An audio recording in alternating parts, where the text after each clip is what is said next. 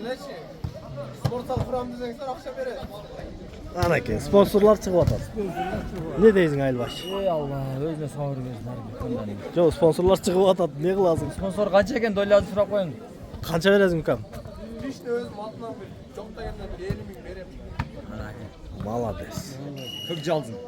Anake, şu birleşkendin mektebine spor zalga şu inileri. Ama ağayın göz sürüp şu vakaçı. İğneleri bir yolu mektep sponsor bolup verem deydi. Gerekte bargasar var bagasar. Kayka. Aylık mı? Bağırı uzat. Ya bir kağıt sizinde nerse yok. Bizim birleşken ayrılança. Ama halkın sanı olsa koş bolsa qaraganda ança көп. Ne kıldı şu vakaçı? Жазы бол қойылды деліп атабыз олар қайқа Еш жерде жоқ. Ya письменный кайрылга да атат, нандыр мана көз түшсө. Письменный кайрылыш керек. Bir эле берде калбаш керек отургасы, жогорку кеңешке чейин жетиш керек. Ана ошондо иш жүрөт. Video cetette. Hazır isminli жөнөткүчө video tezirek cetette. Видео жетет. Тура багай? Чогулушка бар десе, көпүттө. Битте Садат мама бирде бускечи сүрөткө полный көрөт. Ишим бар дейт. Жеке адамдардын жашоо тирилиги Аллага шүгүр болуп атат. Ар бир карапайым семьясы болуп атат. Бирок бийик коом үчүн эч нерсе иштелди азыр. Адам ойлонбойт. Анан качан оюн болгондо, анан спортзал керек экен а деп. Демек буларды чакырып келсем өзү кыйын. Келип каптыр да, келип калгандын негизинде көрсөтүп, дагы жөнөтүп коёбуз. Siz mektepte işteyiz. Men mektebin muallimi katары şu yerlerde gösterip koyayım dep aytkaysan siz gibi. Sırttan gelip bir jaran gelip bir gösterdiğin hukuku var. Bravo. Жөнөкөй адам деле келип тарт. Монун абалын көрүп туруп, ушул мектепте окуп атасыңар, ушул мектепте иштеп атасыңарбы? Түшүп кетсе ким жооп берет деп жөнөкөй 2016-жылы берилген. бир эле блогер эмес, любой жаран келип тартканга укугу бар да, себеби бул коомдук жай. Анан жеке үйүн барып тарта албайт. Чыгара албасак, işte видео кылып шапай, пожалуйста, чыгарып берет. Браво, бизерге кысталып. Не кылайлы агай, көрүп чыгайлы? Ошого көл чыгайлы дедим да, кошо эми сен. Siz aktif келе бериңиz. Мен көргөм, көрсөтө турган жерге айтпам. Бул көрсөтө турган жер калбаган. Нурлана көрсөтө. Алып келип тарткан, спортко чыккан YouTube. Эми зыян жок бул нерсе. Жүрүң. Assalamu alaikum, hurmatlı көрөрмандар, hurmatlı bizim жетекчилер. Biz ошол Алабука району мурдагы көксөрөк азыркы ынтымак айыл өкмөтүнүн бирлешкен участкасына келдик. Ошол жерде Мамадин Турсунбеков атындагы номер 25 жалпы орто мектеп билим берүү мектебине келдик. Анан ушул жерде досторубуз 20 жылдыктар той өткөрүп атат. Анан ушул жерде агайлар, эжекейлер атайын келип калганына жараша биздин мектебибиздин абалында бир катар чагылдырып кетпегенине ушул жерден агайдан баштасак. Агай, бул мектепте канча жылдан бери эмгектенип келесиз? Мен фамилиям Мешиев, атым Мейман. Ушул жерде дене тарбия мугалими болуп иштейм. 38 жыл болду мектепте иштегениме. Чындыгында биздин мектеп өтө эски мектептерден. Мындай оюн зоокторду кылганда өтө кыйналабыз. Шартыбыз начар, жамгыр жааса азыр оюн болбойт, токтоп калат моундай оюндар. Чындыгында эски биз канча жолу жогору жактагы өкмөттөргө айтып көрсөтөбүз. Болот деп аракет кылышат. Ушул убакка чейин ал иште эми айла жок, иштеп атабыз. Кудай кааласа болуп калат деген ниеттебиз. Eski mektepte emeklenip 4 жылдан beri kızmak kılасыз. Анан бул мектеп МЧС'тен уже жанагысы берилген, баягы жараксыз. Жараксыз деп берилген, ооба. Анан ошого карабастан эптеп иштеп келип атасыз. Иштеп атабыз, шартка байланыштуу менен иштеп атабыз. Эмне дейт элеңиз эми бийликтегилерге, жогорку жактагыларга? Нурлан, сага дагы ушул биздин көйгөйүбүздү айтайык, билдирейин деп келгениң үчүн биринчиден сага да ыраазычылык билдирем. Мен ушул мектепте 30 жылдан ашык эмгектенип келип атам. Андан сырткары ушул айылдык кеңештин депутаты болом. Бул мектеп боюнча өтө көп аракет кылдык да. Негизинен мектеп жараксыз болуп, биринчи, экинчи корпус жараксыз деп эле койсо болот да. Үчүнчү корпус кийин түшкөн үчүн кичине болсо дагы жакшы. Көптөгөн ремонттор болуп атат, бирок эч кандай натыйжа жок да. Жамгыр өтөт, биз тамчы өтөт, коркобуз балдар окуган убакта кандай болот. Өтө абалы начар да. Сырткы абалдарды деле өзүңөр көрүп турасыңар мына. Эгерде бир жаан чачын боло турган болсо спорттук кышында вообще эле эчке чыгып ойногонго мүмкүнчүлүк жок. Спорт площадка жок. Ошон үчүн бизге мектепке жаңы мектеп салып берсин тынымсыз суранып атабыз. Айыл өкмөттө жана проектибизди өткүзүп, ошо эмеге акча бөлдүрүп быйыл. Эми проектибиз өтөт деп атат. Ошонусу бүтүп кала турган болсо жакшы болот эле. Негизи мындай биздикиндей эски 30-жылдын төгөрөгүндө 37 ушундай түшкөн мектептер азыркы мезгилде Кыргызстанда калбады деле болуш керек да. Анан айла жок, эми балдарды окутушубуз керек, билим беришибиз керек. Шарты оор кырдаалда болсо да иштеп атабыз. Балдардын келечеги. Сиздерге рахмат, ушундай оор абалда иштеп мээнет кылып ушу балдарга билим берип атканыңыздарга рахмат. Кокус эгер мындай авария болуп кете турган болсо, балдарга бир кырсык жете турган болсо, ким жооп берет ага? Ошол жагы бизди кыжалатып атат да. Жоопкерчилиги аябай чоң, Чоң да жоопкерчилиги, балдардын жоопкерчилиги чоң. Ошентип эле. Азыр эми өкмөтүбүз дагы жаш өзүбүздүн кадр жаңы эле ишти баштады. Кудай буйруза, муну аракет кылып салып берсе жакшы болмок эле, Ал Кутман өзүбүздүн эме кадр, бирок айтып атат ал деле биринчи көйгөйлүү маселе экен. Келип текшерип көрүп атат. Абалыңыздар начар. Кышындан аркы корпус жылуулук жок да. Кыйналабыз. Үчүнчү корпуста. Ошого быйыл эмеден бозумчактан киргиздик да, сос пакетке. Ошол жакты жылытуу боюнча. Эми ошол кичине бир корпус болсо дагы жылып турса, анан жаңы мектеп түшүп калар деген үмүттө турабыз эми. Кудай буйруза. Өтө үмүтүбүз чоң. Эми Кудай буйруза. бүтүп калар. Эми 20 жылдык жигиттерге да сөз береличи. Саламатсыздарбы? Ушул биз Бирлешкен айылдын тургуну болобуз. Бул мектептен өзүбүз окудук. Мына агайларыбыз, эжелерибиз бизге талим тарбия берди. Азыр биздин балдар окуп катыр бул мектепте. Бул эки мектеп кишини жараксыз дейт. МЧСтен чыгарган дейт. Азыр биз дагы балдарыбыздан кичине кооптонобуз. Жер титирөө болуп кетиши мүмкүн. Анан эми мындай биз 20 жылдыкка кичине жаштарга стимул болсун деп мындай нарак-баракка кеткен үчүн кичине тоо уюштуруп берели деп, кичине биздин балдар өссүн деп бүгүн тоо уюштуруп аттык элек. Анан погодага байланыштуу кичине биз дагы коркуп турабыз. Кичине жамгыр жаса бизде спорт зал жок.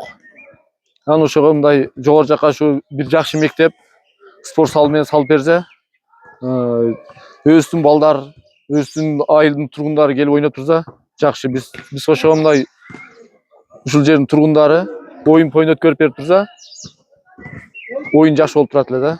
Азыр тыны кокус жамгыр жаап, бурчак жай турган болуп калса, оюн токтойт Ооба. Оюн токтойт. Жамгыр токтоп калса, Кошболотко же центрге барыш керек. Көксерекке барышыбыз керек. Бизден алыс. Эми бетте азыр жаш балдар деле бар, олордун коопсуздугу бар. Аларда анча-мынча права жок. Машина менен биз өзүбүз апарып келгенге туура келет. Ошондуктан биз кичине ушундай нерседен жетишпей келебиз да, спорт залданчы. Биринчи очередте мектеп, анан спорт зал, Ооба, биринчи очередте мектеп. Спорт зал менен түшөт. Спорт зал менен түшүп калса. Ошондо мектеп, жаңы мектеп салынса, спорт залда болуп калса анча биздин көйгөйүбүз чечилет. Жаштарга дагы кичине келип ойноп кечке маал тренировка эң көйгөйлүү маселе биздин балдар Кошболотко, Токтогул мектебине ойногону кетип атышат да. Түндө олордун коопсуздугу бар. Ошол жагы дагы бизди кыжалатып атат да. көчөдө жүрүшөт, үйдө эч кандай жанагы ойно кичине шарт керек экен. Ошондой нерселер жок бизде. Өтө кыйналабыз. Ушул жагынан аксайбыз чындыгында. Саламатсыздарбы, урматтуу агай эжекелер, урматтуу оюнчулар, 20 жылдык достор. Ошондой эле бүгүнкү жыйынды өтө көрктүү кылып алып барган Нур Спорт сизге дагы өтө терең ыраазычылык билдиребиз. Бизде ошол 20 жыл мурун ушул номер 25 Мамадин Турсунбеков атындагы орто мектебинен билим алып ушул жерден кеткенбиз. 20 жылда дагы эле тагыраак айтканда көп деле өзгөрүү жок да. Анткени мектепте окуучулар мурункудай эле биз баягы окуп жүргөндө эле сыртында топ ойнойт элек. Андан сырткары кыш мезгилинде таптакыр оюн, дене тарбия тармагында өтө кыйналат элек. азыр деле ошо Кудайдан тиленип ошо жан жабай турса экен деп ошондой ниеттенип өзүбүз ошо 20 жылдык оюн уюштуруп атабыз. Ошон менен бирге жана бул жердеги балдар спорт залга барып топ ойнош үчүн 10 километр, 12 километр Көксеректин центринин ошончо алыс жактарга барып, же окуучулар ата-энесинен кээ бирлер уруксат албастан барып, алардын коопсуздугу да өтө эле чоң көйгөй жаратат. Анан биз ошо жогорку билим берүү тармагына же жогорку өкмөттүн кайрылат элек. Ушу биздин жетекчилерге, но биздин ушу Билешкен айылындагы мектепке жаңы заманбап мектеп куруп, ошондой эле балдардын ойнозуна спорт залдарды салып, ушуну пландарын өткөрүп, өтө тез аранын ичинде куруп берсе, баарына жакшы болмок. Азыр эми ушундай ачык асманда оюн болуп атат, Оюн азыр ошол сыртта ойношуп атабыз, бирок погода деле жаан жайын деп турат, эми жабай турсун деп тиленип өткөрүп атабыз. Эгер жаап калса кошко калыш керек. Анда башка залга барганга туура келет. Анын бердеги оюнчулардын баарын машина менен алып барып алып келгенге туура келет. Деги эле мындай айта берсек көйгөй бир топ эле да. Бирок буюрса тез аранын ичинде ошо мектеп жаңыланат деген ишеничтебиз. Ооба. Буюрса. Жакшы. Бул азыр эми жаздын күнүндө болуп атат да, сырттачы. Азыр жылуу. Кышындачы, кышында оюн болуп калганда жаш балдар оюн жок экен да. Кыш мезгилинде берде оюн деле болбойт. Деги эле физкультура сабагын өткөнгө дагы бир топ көйгөй жаратат. Класстын ичинде баягы шашка, шахмат ойнойт. Бирок эми ал жерде көп окуучулар болот. Бирок спорт зал болсо дагы балдар кечкизин дагы көчөдө кандайдыр бир кылмыштуу иштерге барбастан ошо спорт менен алектенип, ден соолугун чыңдап, андан сырткары деле баягы оюн зооктор ушундай мелдештердин өтүп турганы негизи жакшы. Бирок бардык нерсе келтирип ошо спорт залга келип такалат экен. Ошо спорт залы болсо, агайлардын дагы сабак өткөнүнө дагы, мугалимдерге дагы кайсылуучу болсо дагы көйгөй бир аз болсо деле чечилмек. Эми Кудайдан тилеп турайлы. Мына жетекчилерибизге ошол кайрылууларыбыз жетип, өкмөтүбүз дагы азыр өзүбүздүн кадр Кудай буюрса мындай кайдыгер карабаган бала. Ушул видеолорду көрүп, анан бир өзүнүн жыйынтыгына келет деген ойдобуз, Кудай буюрса. Анан ушу мектебиңиздер бүтүп калса, спорт зал бүтүп калса, ушу Бирлешкен участкасына анча эле жеңил болот, буюрса. Жакшы ниет кылып турайлы, буюрса. Рахмат. Түшүнүп келген 20 жыл силерге дагы рахмат агай. Сиздерге дагы эжеке, сиздерге дагы Дайыма ишиңер ийгиликтүү боло берсин. Агай, эми ушул мектебиңиздердин азыркы абалын бир катар көрсөтүп койсоңуз. Кандай абалда окутуп атасыздар? Акы абалы мына көрүп турасыңар. Могу эски фундамент. Эски фундамент, ооба, астылары көчүп, муну тышын эмне мондай шкатурка кылып болуп койгон, ич кабак болуп калган. Бул эски мектеп. Катуураак жел титрезе өтө кооптуу. Ооба. Тамчы өтүп дагы сабак өттүңүздөр, үстүндөгү шифрди алмаштырылган. Ошодон кийин. Ошодон кийин. И азыр деле дагы өтөт да. Өтөт. Баары бир жамгыр өтөт балдарга. Арттарым тип Бул зактап турат, өтө албайбыз. Болгон. Сиздерге рахмат. Ушундай жерде сабак берчек муунга. Бул эми ошо илгерки убакытта салынып калган. Ооба. Мына азырга чейин туруштук берип иштеп атасыздар, Ооба. Өтө эски мектептерден да. Ойбой. Могу жакта. Майли. Былтыр мен келип тартканымда могу жер уузбей эле. Ооба, быйыл Чирип кеткен эле. муну Цементтеп коюпсуздар. Цементтеп, шагал төгүп, полный цемент деп таштадык. Себеби полубуз Чирип кеткен. жарылып, суу тамганда чирип. Нооларды көрсөтсөңүз. Отура бериң. Биздин мектептин акыбалына дубалдарын карасаңыз, көчкөн жерлер, могу эшиктин үстүлөрүнө жарылган. Өтө коркунучтуу да. Ушул жерде сабак өтүп атасыздар. Бул жерде ооба сабак өтүшөт, ата-эжекелер, агайлар. Sizlerge rahmat. жаңы мектеп болып қалар деген үміттеміз. Құдай бұйырса. Ооба.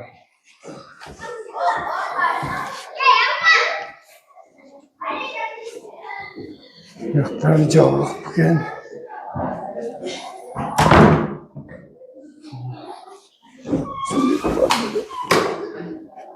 Бұл жақтағы Былтыр көчүп турат эле. Актап қойыпсыз да? Кішкене мынау қойдық та. Ол көчкен угол ошол жерлерден билинет. Асты кеткен. Колдор чирип калган, могу жерлерди жамап. Мындай. Мынау эптеп сабак өткөрөбүз. Жакшы. Сиздерге күч кубат берсин, Кудайым сактасын. Ушундай абалда билим берип, жаш балдарга кызмат кылып атасыздар, элиңиздерге. Сиздерге рахмат.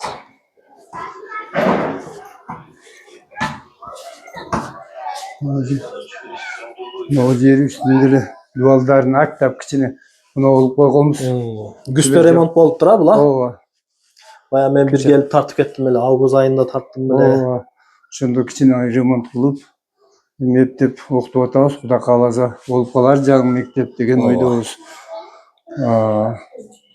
Сыртка чыгайлабай. Бул фундаменттер жарылып таш менен эле. Бул эме баягы эски салт менен салынган да, Ооба. эски форумда салынган экен да. Форумда таштар. Таш менен, ылай менен эле салынган. Сыртынан эле мондай апалапканы коюп сементтеп коюп. сементтеп койгонбуз. Ооба. Эл көрсүн кылып. Сылыгыраак көрүнөт да. Жаман көрүнбөсүн Жаман дең. көрүнбөй, ооба.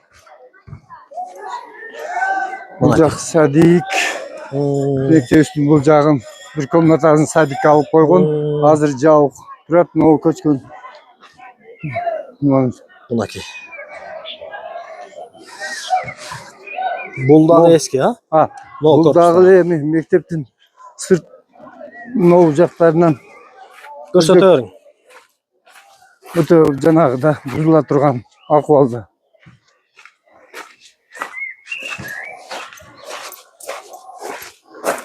Бул жактан карасаңыз, бул дагы фундамент кеткен. Ооба. Могу жактары көчөгүнөш. Полный ашар жолду. Фундамент өтө паз экен, а? Паз, жамгыр тиет, кар эртең жааза суу кирет, астынан тартат. Мына жактары дагы көчүп түшүп болбой калган. Шифры да эски экен. Шифр дагы өтө эски шифр. Бул алмашылган эмес, салган бойдон шифр.